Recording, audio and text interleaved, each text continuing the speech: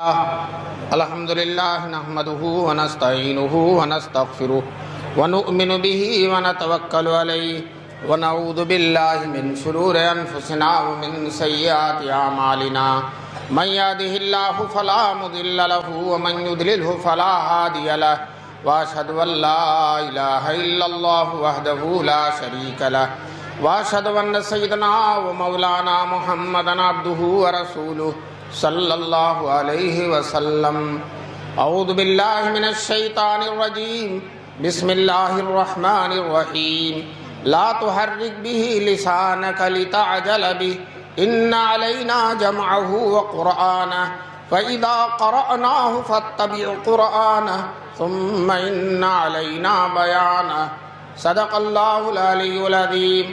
وقال النبی صلی اللہ علیہ وسلم خیرکم من تعلم القرآن وعلمہ او کما قال النبی صلی اللہ علیہ وسلم. وہ قرآن جو غذا بھی ہے، دوا بھی ہے، شفا بھی ہے. وہ قرآن جو غذا بھی ہے، دوا بھی ہے، شفا بھی ہے، اسی سے ہوتی ہیں سب طے منازل ہائے عرفانی. حضرت صدر جلسہ، معزز اور محترم علماء کرام، محترم بزرگوں اور دوستوں، نوجوانان ملت، نیک ماؤں اور بہنوں، اللہ کا لاکھ لاکھ کرم ہے، احسان ہے کہ اللہ تبارک تعالیٰ نے ہم سب کو اپنے اس جامعہ اسلامیہ اشرف العلوم کے عظیم الشان جلسہ دستار بندی میں شریک ہونے کا سنہرا موقع نصیب فرمایا. ماشاءاللہ بڑے بڑے علماء کرام تشریف لائے اور ان کی باتیں آپ حضرات نے سنی. مغرب بعد ہی سے آپ حضرات تشریف فرما ہیں اور جلسے کا جو اصل وقت ہے وہ بھی ختم ہو چکا ہے، 10 ہی بجے تک ہے. لیکن میں چند منٹ آپ حضرات اگر بیٹھے رہیں گے تو چند باتیں میں بھی کہہ لوں گا، اور جو ہے اللہ تبارک تعالیٰ ہم سب کو اس مل بیٹھنے کو قبول فرمائے. سب سے پہلے تو میں اپنی اس خوشی کا اظہار کرتا ہوں جو ان 20 بچوں کے سر پر دستار فضیلت، دستار حفظ قرآن بدھا ہوا آپ نے دیکھا ہے. یہ اللہ کا کتنا کرم ہے، کتنا احسان ہے. اس بستی والے اور ان بچوں کے والدین اور یہ حضرات اساتذہ کرام، یہ محتمم صاحب جتنی بھی خوشی منائیں، جتنی بھی مسرت کا اظہار کریں، یہ کم ہے. یہ اللہ کی اتنی بڑی دولت، اتنی بڑی نعمت، کونین کا اتنا بڑا خزانہ اس مدرسے کی برکت سے ماشاءاللہ ان معصوم بچوں کے سینوں میں محفوظ ہو گیا.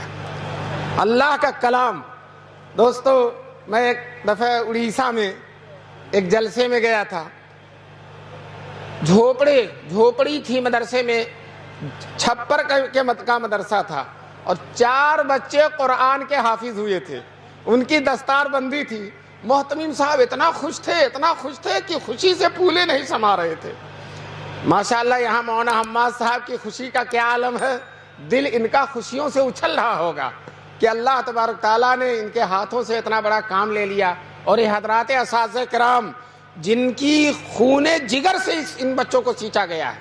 آسان نہیں ہے حافظ ہونا، آسان نہیں. فجر سے پہلے 1 گھنٹہ پہلے یہ بچے اٹھ جاتے ہیں، مدرس بھی اٹھ جاتا ہے اور دن بھر ان بچوں کے ساتھ لگے رہتے ہیں. یہ کالجوں میں یہ ہو نہیں سکتا اور دنیاوی اسکولوں میں ممکن نہیں ہے.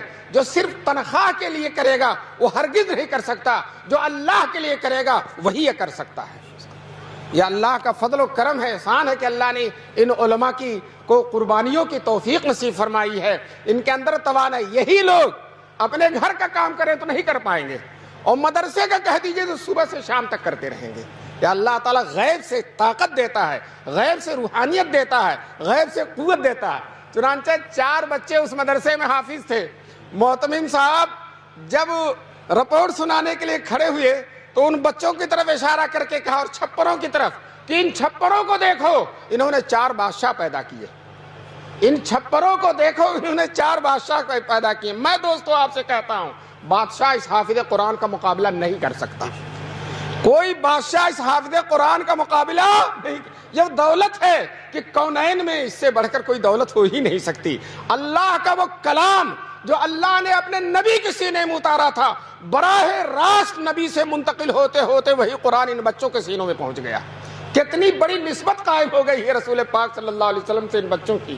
دوستو بہت بڑی سعادت کی بات ہے، میں اس مدرسے کو دل کی گہرائیوں سے اس مدرسے کے سارے کارکنان کو اور آپ سب لوگوں کو مبارکبادی دیتا ہوں۔ ماشاءاللہ بستی کا نام بھی حمید ہے اور حماد محتمم صاحب بھی ہیں، اور ماشاءاللہ کارنامہ بھی محمود ہے، کارنامہ بھی محمود ہے۔ ہمارے دارالعلوم دیوبند کے پہلے طالب علم جن کا نام محمود تھا، پہلے استاد ان کا بھی نام محمود تھا، اور 150 سال سے مسلسل اس مدرسے کے کارنامے بھی الحمدللہ محمود ہیں، چپے چپے پہ چھائے ہوئے ہیں۔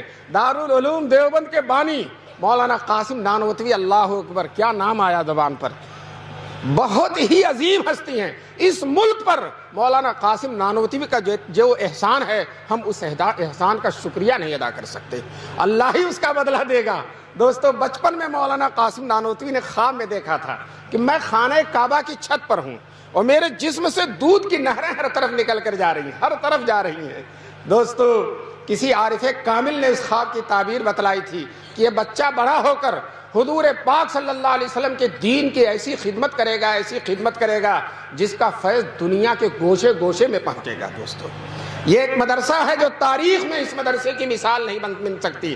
جس طرح سے حضور کا مدرسہ صفہ نبوی، اسی کی ایک کرن آ کر دیوبند میں چمک گئی اور دارالعلوم دیوبند بن گیا، اور پورے عالم میں اس کا فائدہ ہے۔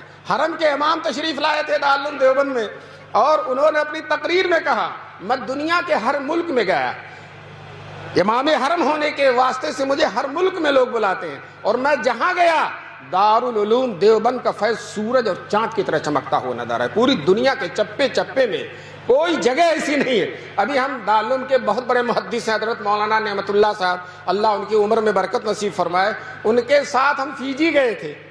فیجی 14 گھنٹے تک جہاز اڑتا ہی رہا، تھک گئے، پیر ورم کر گیا۔ جب وہاں پہنچے ایسا جزیرہ کہ دنیا کا آخری کنارہ، اس کے بعد کچھ نہیں ہے، سب سے پہلے سورج وہی نکلتا، فجر کی سب سے پہلے نماز وہی ہوتی ہے۔ وہاں جب گئے تو دیکھا ماشاءاللہ یہ جیسے طلبہ پڑھ رہے ہیں اور اساتذہ پڑھا رہے ہیں۔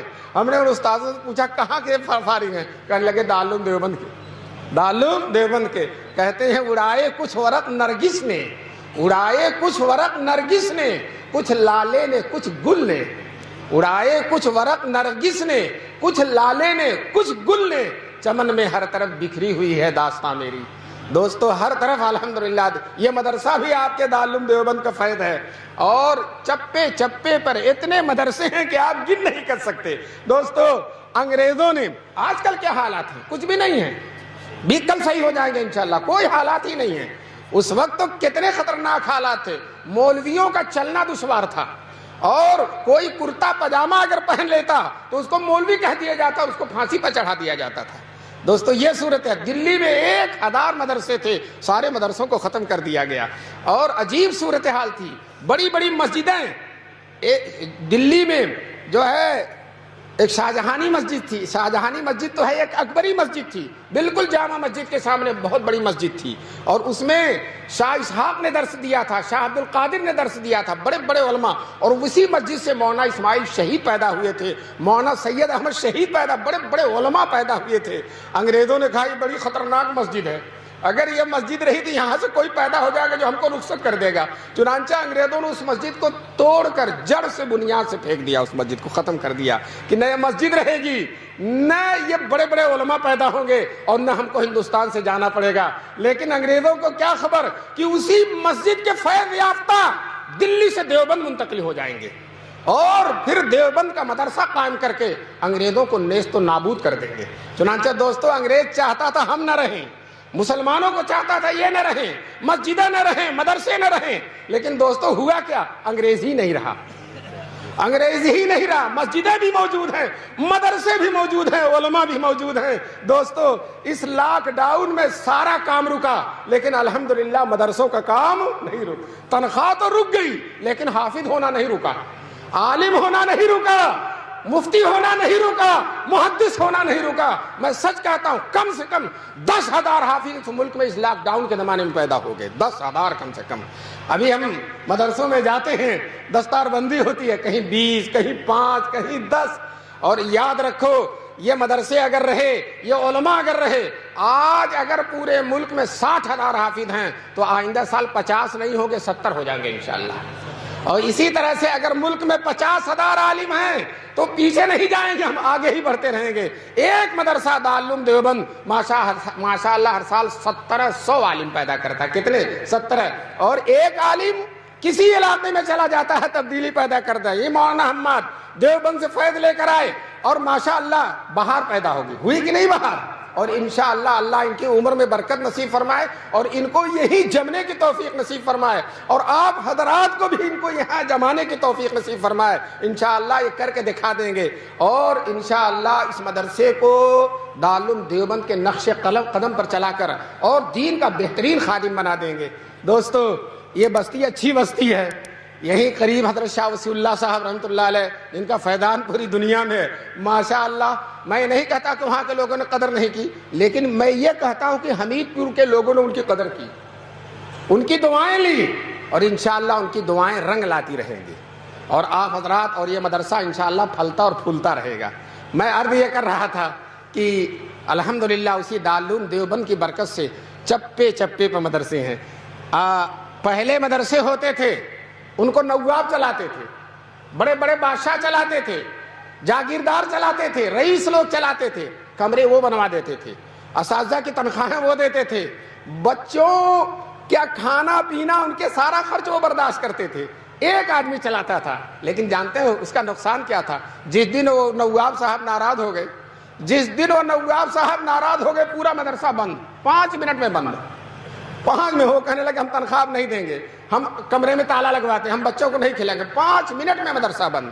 اللہ تعالیٰ بے حد بدلا دے مولانا قاسم نانوتوی کی بصیرت کو۔ انہوں نے وصیت کیا جب مدرسے کو کھولا، کوئی رئیس پر بھروسہ نہیں ہوگا، کسی حکومت کا پیسہ نہیں لیا جائے گا، کسی مالدار پر توکل نہیں ہوگا، کسی جاگیر و جائیداد پر بھروسہ نہیں کیا جائے گا، اللہ کے توکل پر اس مدرسے کو چلایا جائے گا، عام غریب مسلمانوں کے چندوں سے اس مدرسے کو چلایا جائے گا۔ دوستو، اس کی برکت یہ ہے، بادشاہ اگر چلاتا تو بادشاہ ختم ہو گیا نا تو مدرسہ بھی ختم ہو جاتا، رئیس چلا گیا، جاگیردار چلا گیا، نواب ختم ہو گیا، مدرسہ بھی ختم ہو جاتا۔ لیکن بادشاہوں، نوابوں، وزیروں اور امیروں کے ہاتھ سے نکال کر مولانا قاسم نانوتوی نے عام مسلمانوں کے ہاتھ میں دے دیا۔ اے مسلمانوں، یہ مدرسے تمہارے رسول کی امانت ہیں، تمہارے رسول پاک کے دین کے محافظ ہیں، تمہارے رسول پاک کی یادگار ہیں، تمہاری ذمہ داری ہے کہ تم ان مدرسوں کی خدمت کرو۔ چنانچہ جانتے ہیں آج مسلمان اگر وہ ٹھیلا چلاتا ہے، وہ رکشہ چلاتا ہے، وہ مزدوری کرتا ہے، تو اپنے اس مزدوری کی آمدنی سے، رکشے کی آمدنی سے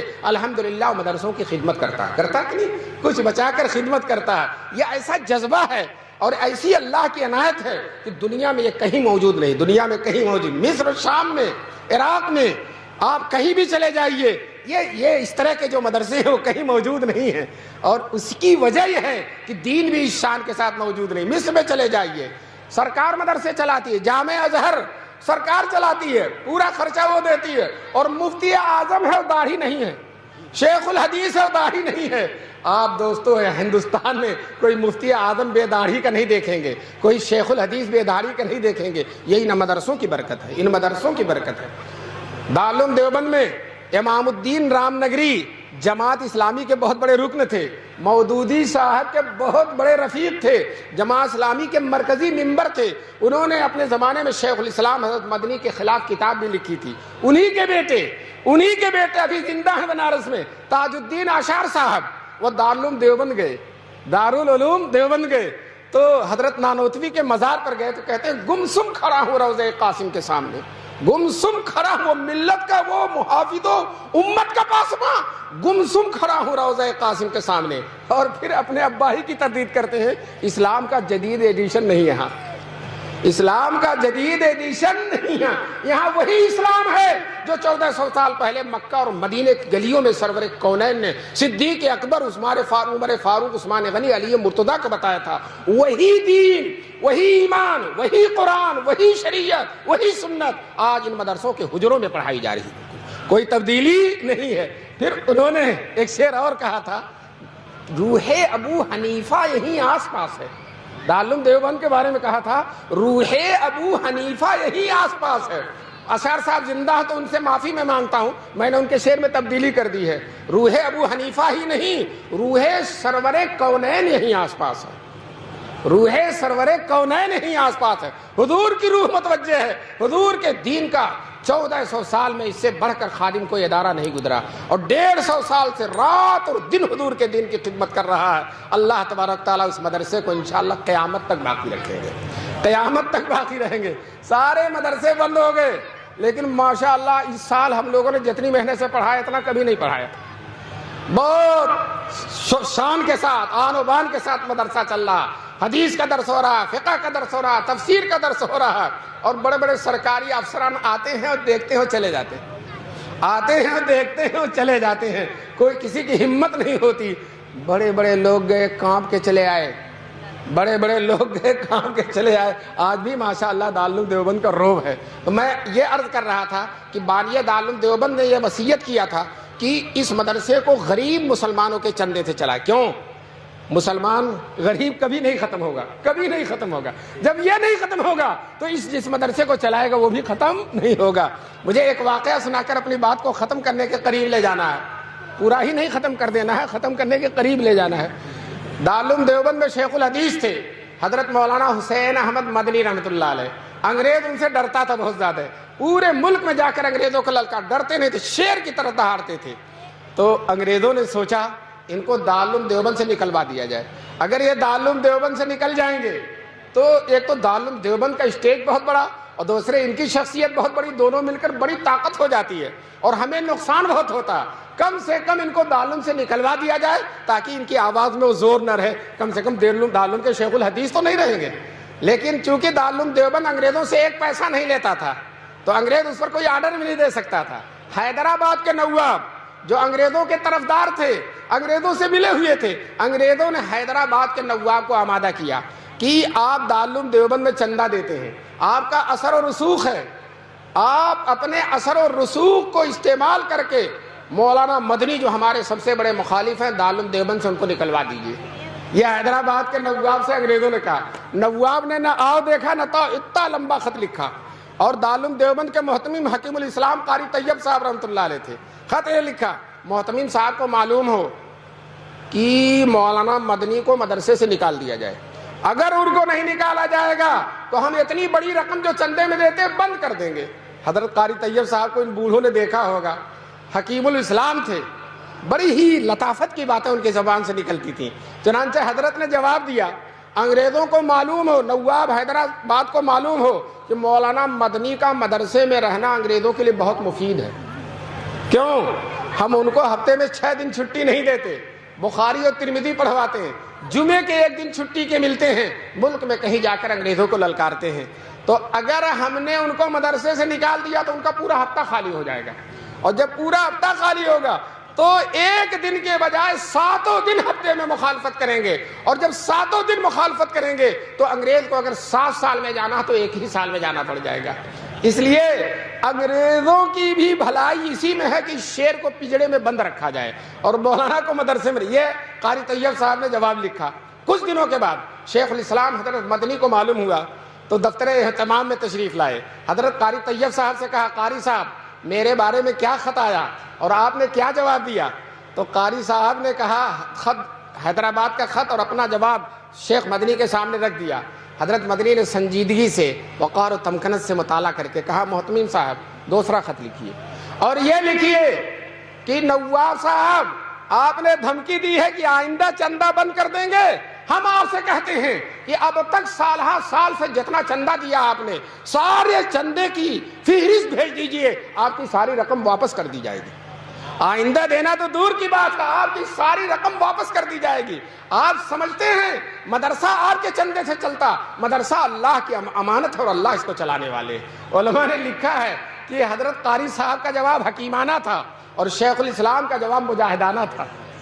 میں نے یہ واقعہ ایک جگہ سنایا، وہاں مولانا افضال صاحب جوہر قاسمی جو اسی اطراف کے رہنے والے تھے، جی وہ مجھ سے محبت فرماتے تھے، وہ کھڑے ہو گئے میری تقریر کے بعد اور کہا مولانا نے، وہ موجود تھے، کہا مولانا نے جو واقعہ سنایا وہ ہمارے ہی زمانے میں پیش آیا تھا، جب وہاں ہم پڑھتے تھے اسی زمانے میں پیش آیا تھا۔ دوستو دیکھیے اللہ تعالیٰ نے انہی کے ایک مخصوص شاگرد سے تائید کرا دی۔ بہرحال میں بات کو ختم کی طرف لے جاتے ہوئے پھر ان بچوں کے بارے میں کچھ اور کہنا چاہتا ہوں۔ یہ بچے جو حافظ ہوئے ہیں، حدیث میں رسول پاک صلی اللہ علیہ وسلم فرماتے ہیں جس کا بیٹا ناظرہ پڑھ لیتا، سنیے گا غور سے، جس کا بیٹا ناظرہ پڑھ لیتا ہے، قرآن دیکھ کر فر فر فر فر پڑھ لیتا ہے، اللہ تعالیٰ باپ کے اگلے پچھلے گناہ معاف کر دیتے ہیں، حدیث میں ہے۔ اور جس کا بیٹا حافظ ہو جاتا ہے، جس کا بیٹا حافظ ہو جاتا، میدان محشر میں اللہ تعالیٰ بیٹے کو بلائیں گے اور باپ کو بلائیں گے، دونوں اللہ کے سامنے تشریف فرما ہوں گے، کھڑے ہوں گے۔ اللہ اس بیٹے سے کہے گا جو حافظ ہے کہ بیٹے پڑھو، واعوذ باللہ، ابھی آپ کے سامنے پڑھا نا، آپ نے سنا نا، تو ابھی سے پڑھنے کی مشق کر رہے ہیں، انشاءاللہ میدان محشر میں بھی پڑھیں گے، جم کے پڑھیں گے۔ چنانچہ جو اللہ فرمائیں گے پڑھو، بیٹا ایک آیت پڑھے گا اور باپ کا ایک درجہ بڑھے گا، دوسری آیت پڑھے گا بڑھتا دوسرا، تیسری آیت پڑھے گا۔ قرآن میں جتنی آیتیں ہیں جنت کے اتنے ہی درجات ہیں، بیٹا پڑھتا جائے گا اور باپ کے درجے بڑھتے چلے جائیں گے۔ دوستو اس وقت وہ لوگ جن کے 6 بیٹے تھے، 5 بیٹے تھے، ایک کو بھی حافظ قرآن نہیں بنایا، وہ کفے افسوس ملیں گے، کاش کہ ایک بیٹے کو حافظ بنا دیتے تو آج ہمارا بھی درجہ اتنا بلند ہوتا۔ دوستو اس وقت بہت زیادہ انسان محتاج ہوگا، اس وقت انگلش میڈیم کام نہیں آئے گا، اس وقت کوئی اور چیز کام نہیں آئے گی، اس وقت یہ حفظ قرآن کام آئے گا، یا عالم کام آئے گا، یا دیندار کام آئے گا، یا اللہ والا کام آئے گا۔ اور دوستو میں آپ سے بتا دوں، ہم میں سے ہر ایک کو قبر میں بھی جانا ہے، اور قبر سے اٹھ کر سیدھے ڈائریکٹ میدان محشر میں جانا ہے، اور وہاں ایک ایک عمل کا حساب دینا ہے۔ قبر میں جانا ایسی حقیقت ہے، موت ایسی حقیقت ہے کہ دنیا کا بڑے سے بڑا بدباطن انسان، بڑے سے بڑا برا انسان بھی موت کا انکار نہیں کر سکتا، اور اگر موت کا انکار کرتا تو کہہ دو گلا لاؤ، اپنا گلا لاؤ، ہم بتا دیتے ہیں کہ موت کیسے ہوتی ہے۔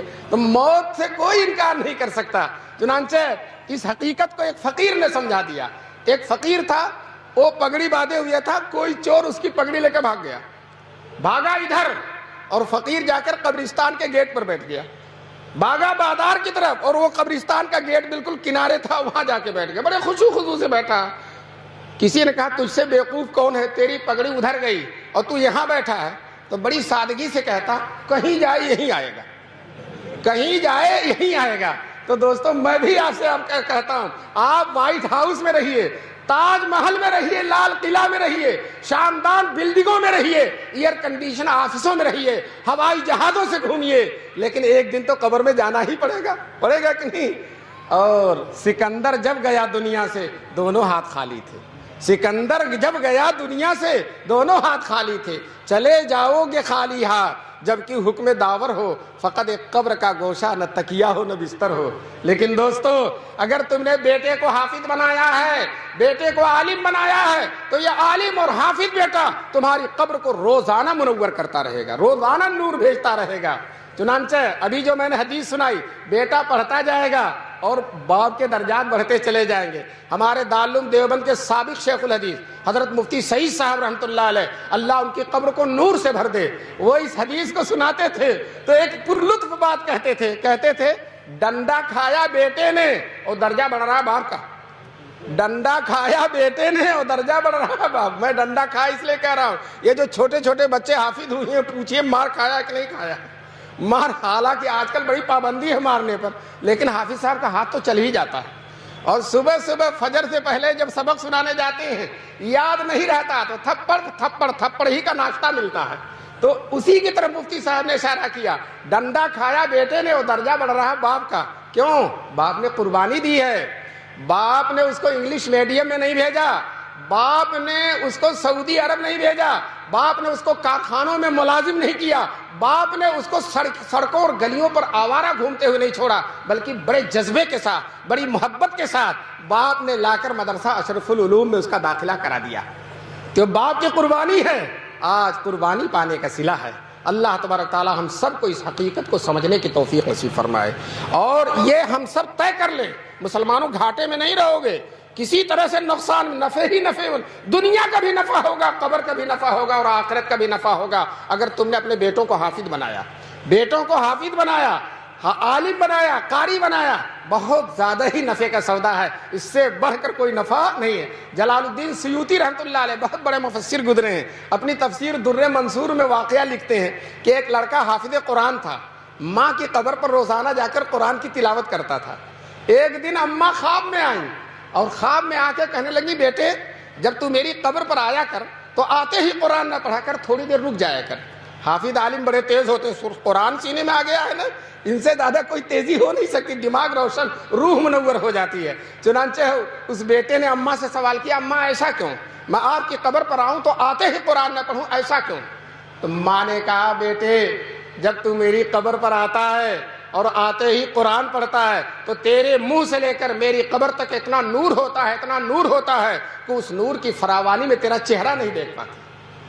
دوستو یہ نور کون دے گا؟ یہ حافظ قرآن ہی تو دے گا۔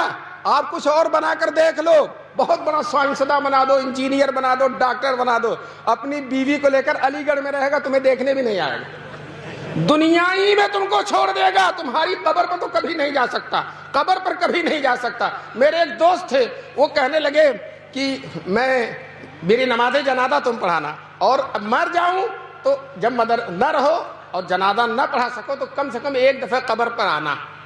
وہ ان کی شہر میں بہت بڑی دکان تھی، کرانہ مرچنٹ کی، شاید سب سے زیادہ بھیڑ رہتی تھی، وہ بہت شاندار دکان چھوڑ کر مر گئے، ان کے بیٹے بیٹھے ہوئے تھے۔ ایک مہینے کے بعد گیا، ٹھیک ہے، ایک مہینے کے بعد میں نے کہا کہ آپ کے ابا کی قبر کہاں چلیے بتائیے؟ کہنے لگے دفن کر کے گیا تو پھر پتہ ہی نہیں، پھر گیا ہی نہیں، دفن کر کے آیا تو گیا ہی نہیں، اور اس کے بعد کئی لوگ مر گئے، پتہ نہیں ابا کی قبر کون ہے۔ بتائیے جس ابا نے یہ شاندار دکان دی ہے، بلڈنگ دیا ہے، کارخانہ دیا ہے، بینک بیلنس چھوڑ کر گیا ہے، اس ابا کو ایک مہینے میں بھول گیا، ایک مہینے میں۔ لیکن دوستو اگر تم حافظ بناؤ گے، عالم بناؤ گے تو یہ بڑا باوفا طبقہ ہے، یہ بہت ہی محبت کرنے والا طبقہ ہے، بہت زیادہ احسان کا حق ادا کرنے والا طبقہ ہے۔ میں نے علماء کو دیکھا ہر نماز کے بعد دعا کرتے ہیں، اللہ میرے ابا اور اماں کی قبر کو نور سے بھر دے۔ جب بقرعید آتی ہے، تنخواہ معمولی ہے 5,000 10,000، لیکن ماشاءاللہ ایک بکرا ابا کے نام پر اور ایک بکرا اماں کے نام پر الگ ذبح کرتے ہیں۔ اور جب حج کرنے جاتے ہیں، عرفات میں، منی میں، مزدلفہ میں غلاف کعبہ پکڑ پکڑ کر دعا کرتے ہیں، اے اللہ میرے ابا اور اماں کی مغفرت فرما، ان کے درجات بلند فرما، ان کی قبر کو نور سے، کبھی نہیں بھولے گا، کبھی نہیں بھولے گا۔ دوستو تو تم وفادار کیوں نہیں بناتے ہو؟ دیندار بناؤ گے وفادار ہوگا، دیندار نہیں بناؤ گے تمہیں ہی بھول جائے گا، تمہاری بلڈنگ کو لے کر فائدہ اٹھائے گا، تمہارا کارخانہ چلائے گا، تمہارے بینک کو بیلنس کو ٹھاٹ کے ساتھ خرچ کرے گا، لیکن تمہیں یاد نہیں رکھے گا۔ اللہ تبارک تعالی ہم سب کو اپنی اولاد کو حافظ بنانے کی توفیق دے، عالم بنانے کی توفیق دے۔ میں ان بچوں کے لیے دعا کرتا ہوں کہ یہ بچے جس طرح سے حافظ ہوئے ہیں انشاءاللہ اسی طرح سے عالم بھی بنیں گے۔ یہ بچے طے کر لیں کہ انشاءاللہ عالم بنے۔ کہاں کا عالم بنو گے؟ بولو، کہاں سے فارغ ہوگے؟ دیوبند کون ہے؟ زور سے دیوبند سے فارغ ہوں گے، اتنے لوگ ہیں، دعا کر دیں گے انشاءاللہ۔ بہرحال اس حمید پور کا سلسلہ دیوبند سے شاندار طریقے سے جڑ گیا ہے۔ وہ جس کے ابھی ترانے میں آپ نے سنا تھا نا کہ اس وادی کا ہر گوشہ سیراب ہے جوئے یثرب سے، تو میں کہتا ہوں کہ دارالعلوم جو جوئے یثرب سے سیراب ہے، اس جوئے یثرب سے سیراب مدرسے سے ماشاءاللہ یہ مدرسہ بھی سیراب ہے، یہ مدرسہ بھی سیراب ہے، اور سارے کے سارے مدرسے سیراب ہیں۔ اور یاد رکھو ایک بات آخر میں کہہ کر بات کو ختم کروں گا، ایک آدمی بھی تو نہیں اٹھا، ایک دو اٹھ جاتے تو میں بھی اٹھ جاتا۔ تو میں آخر میں یہ بات کہتا ہوں کہ جب تک یہ مدرسے ہیں، سن لیجئے کان کو، جب تک یہ مدرسے ہیں، جب تک یہ دارالعلوم دیوبند ہے، تب تک انشاءاللہ اسلام بھی باقی رہے گا، اور یہ مدرسے قیامت تک باقی رہیں گے۔ اس سے زیادہ خطرناک حالات نہیں آنے والے ہیں، جو ہو گیا ہو گیا۔ اور الحمدللہ مہینہ 2 مہینہ کے لیے بند ہوئے، لیکن ہمیشہ کے لیے کوئی مدرسہ بند نہ ہوا ہے، نہ ہوگا انشاءاللہ۔ کیوں؟ میں اپنی طرف سے نہیں کہہ رہا ہوں، قرآن کی بنیاد پہ کہہ رہا ہوں۔ قرآن میں اللہ نے فرمایا ان تنصروا اللہ ینصرکم، اگر تم اللہ کے دین کی مدد کرو گے اللہ تمہاری مدد کرے گا۔ بتاؤ مدرسہ دین کی مدد کر رہا ہے کہ نہیں؟ حافظ عالم بنا رہی، اس سے بڑھ کر دین کی کیا مدد ہوگی؟ کہ دیندار پیدا کر رہا ہے، قرآن ان کے سینوں میں منتقل کر رہا ہے، حدیثوں میں دماغ میں حدیثیں منتقل کر رہا ہے۔ تو دوستو اللہ نے فرمایا کہ اگر تم اللہ کے دین کی مدد کرو گے اللہ تمہاری مدد کرے گا، اللہ تمہاری وَيُثَبِّتْ أَقْدَامَكُمْ، اور اللہ تمہارے پیروں کو جما دے گا۔ تو دوستو ان بنیادوں، مدرسوں کی بنیادوں کو جمانے والا اللہ ہے، اور انشاءاللہ جس کو اللہ جمع دے اس کو کوئی اکھاڑنے والا نہیں ہے۔ اور دوستو حضور نے عرفات کے میدان میں، یہ مفتی صاحب ہیں، مجھے مینا میں ان سے ملاقات تشریف فرما ہے، تو جو ہے عرفات کے میدان میں حضور نے جو آخری حج فرمایا تھا اس حج میں دعا کی تھی، اے اللہ کوئی ظالم و جابر میری امت کو ختم نہ کر سکے، یہ دعا کی تھی، کوئی ظالم و قیامت تک باقی رہے۔ دوستو عرفات میں تو ہماری اور آپ کی دعا قبول ہوتی تو حضور کی کیوں نہیں ہوگی؟ چنانچہ اللہ نے کہہ دیا میرے محبوب آپ کی دعا قبول ہے۔ تو دوستو جب حضور کی دعا قبول ہے تو اس ملک میں اور پوری دنیا میں کوئی رہے یا نہ رہے ہم تو رہیں گے انشاءاللہ، کوئی رہے یا نہ رہے ہم تو رہیں گے۔ اس جو ہے نور خدا ہے کفر کی حرکت پہ خندہ زن، نور خدا ہے کفر کی حرکت پہ خندہ زن، پھونکوں سے یہ چراغ بجھایا نہ جائے گا۔ جی چراغ راہ کی عزت بر فروزد، حراقی تف زند ریشت بسودد، وہ چراغ جو اللہ جلاتے ہیں، یہ مدرسوں کا چراغ کس نے جلایا؟ اللہ نے۔ جو اس کو پھونک مارتا ہے اس کی داڑھی جل جاتی ہے، اور اگر داڑھی نہ ہو تو داڑھی کی جگہ جل جاتی ہے، داڑھی نہ ہو تو داڑھی کی جگہ جل جاتی ہے۔ تو ان مدرسے جو ہمارے خلاف سازشیں کرتے ہیں، اگر ان کو پتہ چل جائے کہ ہماری سازشوں سے یہ اور آگے بڑھتے ہیں، ان کی اور ترقی ہوتی ہے، تو بے وجہ محنت کرتے ہیں، خاموش بیٹھ جاتے۔ لیکن دوستو یاد رکھو، ہمیں بجھانے کی، ہمیں مٹانے کی، ہمیں فنا کے گھاٹ اتارنے کی جتنی کوششیں کی جائیں گی انشاءاللہ ساری کوششیں ناکام رہیں گی۔ اور آپ دیکھیں گے کہ یہ مدرسہ، یہ دارالعلوم دیوبند، یہ مسجدیں، یہ قال اللہ قال رسول کی صدائیں، یہ منبر و محراب، یہ سجدوں کے نور سے منور داڑھیاں اور پیشانیاں انشاءاللہ قیامت تک باقی رہیں گی۔ ہمیں مایوس ہونے کی کوئی ضرورت نہیں ہے۔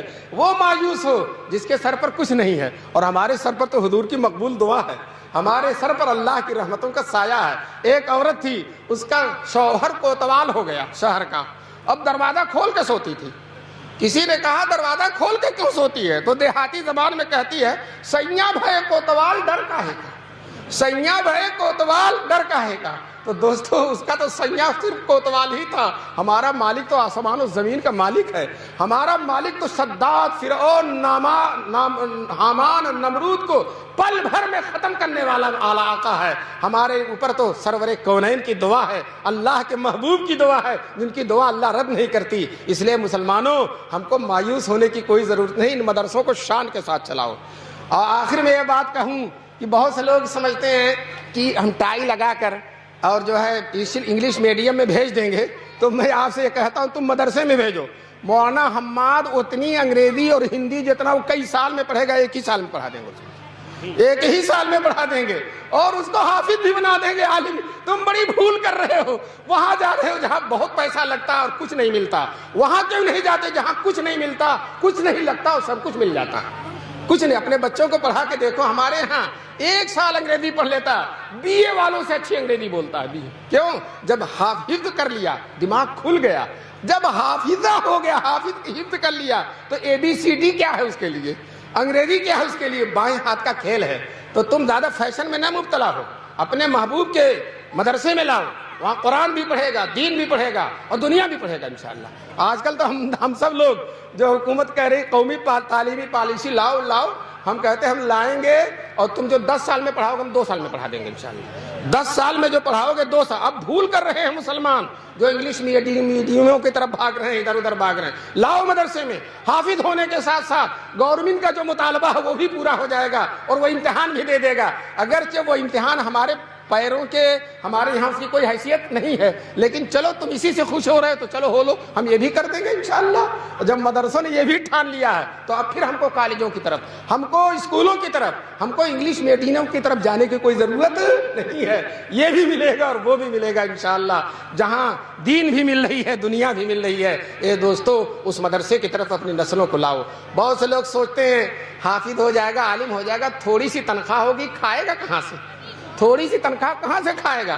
میں آپ سے کہتا ہوں، صحیح بات کہتا ہوں، وہ جو ہے آج الحمدللہ اس گئے گزرے زمانے میں ان 10,000 تنخواہ والوں کو اللہ جو کھلا دیتا ہے، 1.5 لاکھ تنخواہ والوں کو خواب و خیال میں بھی وہ چیزیں نصیب نہیں۔ آپ کے گھر بھی دیسی مرغا اسی وقت پکتا جب کوئی مولانا مہمان آتے ہیں۔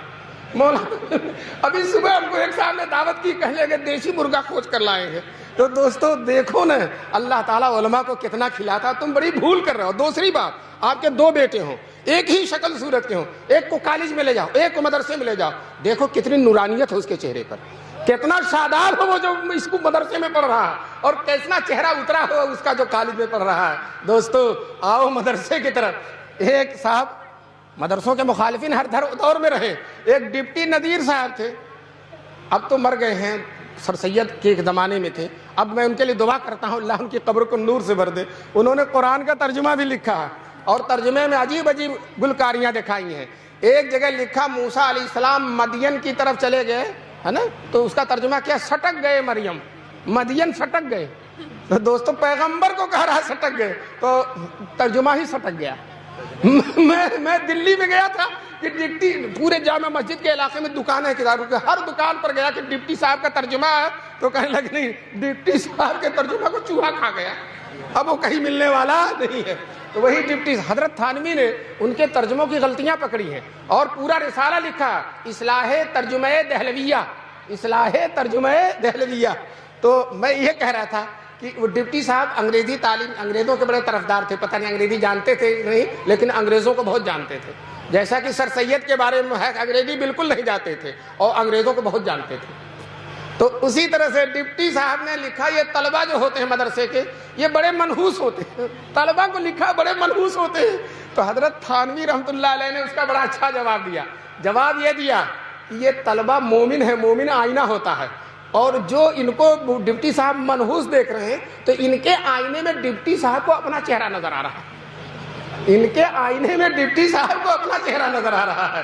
یہ منحوس نہیں ہے, لیکن یہ جن کا چہرہ آئینہ ہے وہ ایسے ہی ہوا. ایک حبشی جا رہا تھا, راستے میں ایک آئینہ گرا ملا, اٹھا کر دیکھا تو اپنی صورت نظر آئی, پھر پھینک دیا. اتنا کالا تھا جب تو تم کو کسی نے پھینک دیا. تو میں آپ سے پوچھتا ہوں آئینہ کالا تھا یا وہ حبشی کالا تھا؟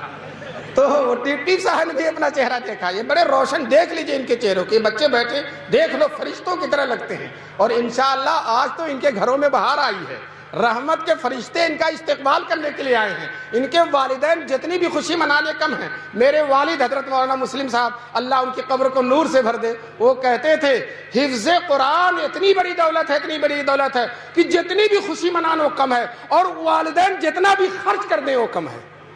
میں نے ایک جگہ گیا تھا, میں نے کہا ان حافظوں کو انعام دو, اور یہ صاحب ایک ہی حافظ تھا, پورا ایک نشر سنا تھا, اتنا انعام مل گیا کہ اس کے لیے اٹھانا مشکل ہو گیا.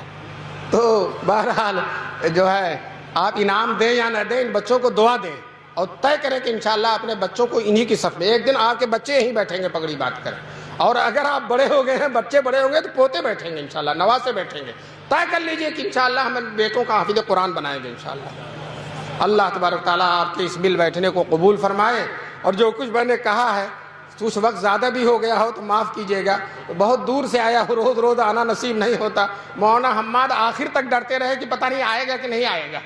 ہم نے کہا کہ ہم عالموں کا وعدہ پتھر کی لکیر ہوتا ہے, پتھر کی لکیر ہوتا ہے, وہ مستحکم ہوتے ہیں, مضبوط ہوتے ہیں. ابھی میں 5-7 دن پہلے ایک جگہ جا رہا تھا, راستے میں گاڑی لڑ گئی اور بڑی خطرناک, گاڑی ٹوٹ گئی اور ہم کو کچھ نہیں.